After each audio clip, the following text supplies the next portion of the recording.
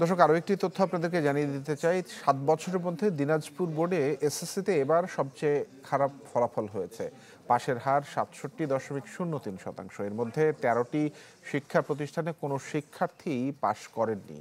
দর্শক, এই বিষয়টি নিয়ে আসলে কথা বলতে চাই। কেন ফলাফলে এই ধরনের ঘটনা ঘটল, ১৩টি শিক্ষা প্রতিষ্ঠানে কেন কেউ পাশ করতে পারল না, এই বিষয় নিয়ে কথা বলতে বেগম রোকেয়া বিশ্ববিদ্যালয়ের সহকারী অধ্যাপক সিরাজুম মুনিরা আমার সঙ্গে যুক্ত হয়েছেন।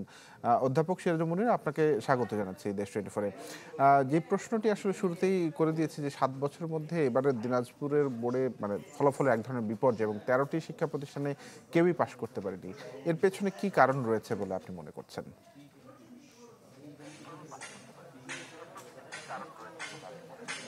ধন্যবাদ।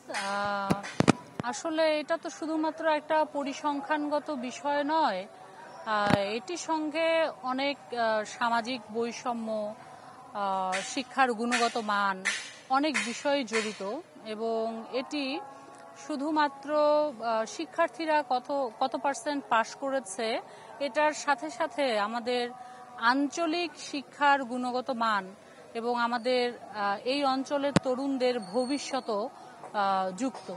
তো সেই ক্ষেত্রে আমরা অনেকগুলো সম্ভাবনার কথা আমরা বলতে পারি যে কারণে আসলে দিনাজপুর বোর্ডের ফলাফলের এসএসসি 2025-এর ফলাফলের হার অনেকখানি কম এবং অনেকগুলো প্রতিষ্ঠান থেকে একদম কেউই পাশ করতে পারেনি।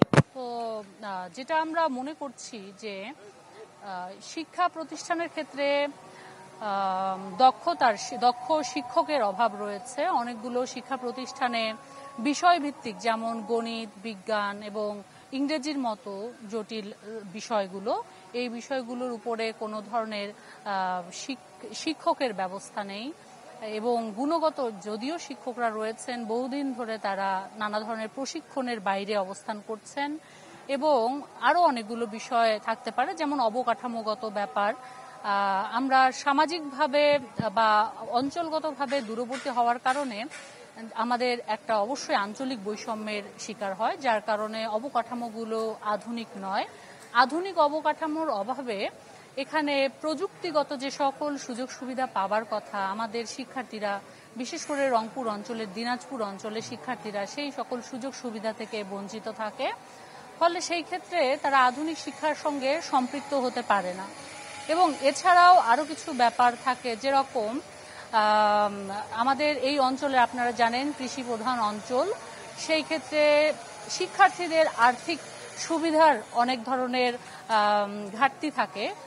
সিজন অনুযায়ী আমাদের শিক্ষার্থীরা তাদের পরিবারের সহযোগিতার জন্য তারা বাড়িতে যায় এবং অনেকটা সময় ব্যয় করে। সেই ক্ষেত্রে তারা মনোযোগের অভাব তৈরি হয়, ঘাটতি তৈরি হয়, এক ধরনের ব্রেক তৈরি হয়, ফলে তারা মূল ধারায় এসে আবার নিজেদেরকে সম্পৃক্ত করতে ব্যর্থ হয়। এই কারণগুলো আমাদেরকে মনে রাখতে হবে। আমরা প্রথম আলোতেও দেখেছি যে গত কিছুদিন আগেই ক্রিকেট নিয়ে কথা বলছে যে যারা ক্রিকেটার রয়েছে তাদেরকে কেন পুষ্টিকর খাবার প্রদান করা হচ্ছে না। তো শিক্ষার্থীদের ক্ষেত্রেও, যেখানে একটা খুবই স্পেশাল একটা টিম, জাতীয় টিম, সেই জাতীয় টিমের সদস্যদেরকেও যদি খাবার থেকে বঞ্চিত করা হয়, তাদের পুষ্টিমান সম্পর্কে এক ধরনের অনিশ্চয়তা থাকে। আমাদের এই কৃষি প্রধান অঞ্চলের, দরিদ্র অঞ্চলের শিশুদের বা কিশোরদের খাদ্যমানের একটা অভাব রয়েছে, পুষ্টির অভাব রয়েছে। এই বিষয়গুলোর কারণে ছেলেমেয়েরা পড়াশোনার যে নিয়মানুবর্তিতা, যে অনুশীলন, সেই জায়গা থেকে পিছিয়ে থাকে।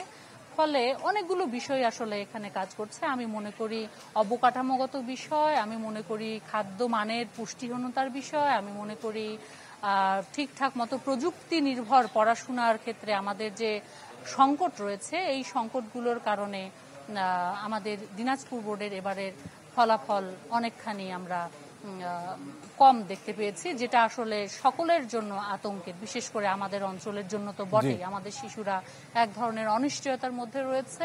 এটার সাথে আপনাকে ধন্যবাদ আপনার মূল্যবান বক্তব্য তুলে ধরবার জন্য। দর্শক, কথা বলছিলাম বেগম রোকেয়া বিশ্ববিদ্যালয়ের সহকারী অধ্যাপক সিরাজুম মুনিরার সাথে। এসএসসি পরীক্ষা দিনাজপুরে এবার যে ফলাফলটি খারাপ হয়েছে সেই বিষয় নিয়ে তিনি কথা বলছিলেন আমাদের সঙ্গে। দর্শক, আরও একটি তথ্য আপনাদেরকে জানাতে চাই। এবারের এসএসসিতে পাশের হারে পিছিয়ে রয়েছে বরিশাল বোর্ড। পাশের হার 56.38%। এই বিষয় নিয়ে কথা বলবো কাউসার হোসেন রানা আমার সঙ্গে যুক্ত হচ্ছেন। রানা, বরিশাল বোর্ড পিছিয়ে রয়েছে ফলাফলের দিক থেকে, কি বলছেন শিক্ষক, শিক্ষার্থী সহ অভিভাবকরা? এর পেছনে কি কারণ আসলে?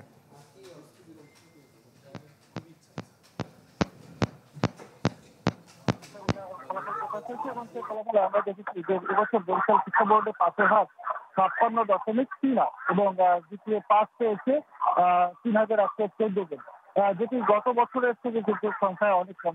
যেখানে গত বছর দ্বিতীয় পাস পেয়েছিল 6145 জন এবং পাশের হার ছিল 89.13 ভাগ, এবং তার আগের বছর পাশের হার ছিল 90.1 ভাগ। অর্থাৎ এই পাশের হার এবং দ্বিতীয় পাস দুটো কিন্তু এই বছর কমেছে। কিন্তু পাশের হারে পাস করার পরে দ্বিতীয় পাস পাওয়া শিক্ষার্থীরা উল্লেখ করেছে, আমরা বিভিন্ন শিক্ষা প্রতিষ্ঠানে গিয়েছি, সেখানে দেখেছি শিক্ষার্থীরা তারা মনোবাসী বা কাঙ্ক্ষিত ফলাফল উল্লেখ করেছে। তবে যে শিক্ষা বোর্ড কর্তৃপক্ষ আমাদেরকে যদি জানিয়েছে যে এবছর গ্রামের বিদ্যালয়গুলোতে অঙ্ক এবং ইংরেজি এই দুটি বিষয়ে অনেক শিক্ষার্থী খুব একটা ভালো ফলাফল করতে পারেনি, যার ফলে এই ফলাফলের কিছুটা বিঘ্নিত হয়েছে। এবং পাশাপাশি বরিশালে কিন্তু এবছর 16টি বিদ্যালয় শতভাগ অকৃতকাজ রয়েছে। এই বিষয়গুলো তারা বের করার চেষ্টা করছে এবং এই সব বিদ্যালয়ে কেন খারাপ হলো সে বিষয়টি তারা বের করার চেষ্টা করছে এবং তাদের বিষয়ে ব্যবস্থা নিবে বলে জানিয়েছে। এগুলো বরিশালের ফলাফলের রানা, ধন্যবাদ আপনাকে। কাউসার হোসেন রানা জানাচ্ছিলেন বরিশাল থেকে।